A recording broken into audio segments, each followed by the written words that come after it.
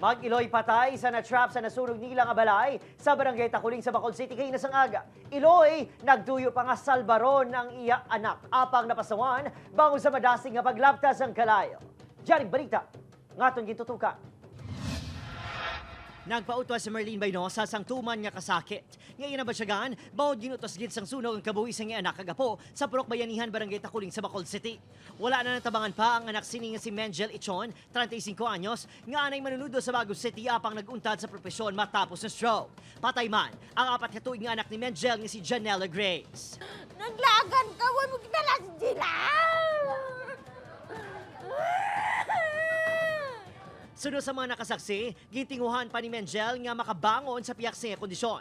Agud kung tani ihaboy pasagwa sang balay ang anak, apang pareho sila nga nalabos ang kalayo bangod wala na sang lutsan pagwa. Nagambal si Banaon nga may sunog, di pagguwa namon ara na sa kusina, ara na iya sa sala, yung unang sunog. Ginatudlo nga sa balay ni Edwin Luzaria, naghalin ng kalayo apang depensa sini. Sigurado siya nga wala sang may nakasaksang appliances o kung napabayan niya butane canister antes ini naghalin sa balay. Why kami galuto kon aga, rice cooker na gamit. Pero ako pa nagabot kina. So posible, di nag-concentrate ang fire, di sa naglawig, before sa naglapta, pakanto sa gwa, kung sa di invisible na sa aton ng mga residente. Samtang, gilayon naman niya nagpadulong si Mayor Albi Benitez sa lugar, kaginman daw sini sa BFP nga tutukan ang investigasyon sa insidente. Diin ang may potential threat or prone nga masunog, bubutangan ta sa mitigating factors para hindi na maliwan.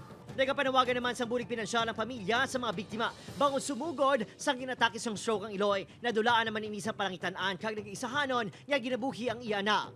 Sa pinakaulihing report sa CSWDO, 7 ka mga balay ang totally gutted, samtang may ara naman nga partially damaged. Nagpadulong naman ang CSWDO sa lugar agud maghatag sang bulig kag maplastar ng evacuation site para sa mga biktima. Opon, Kiril Casillo, Adrian Priatos, 1 Western Visayas.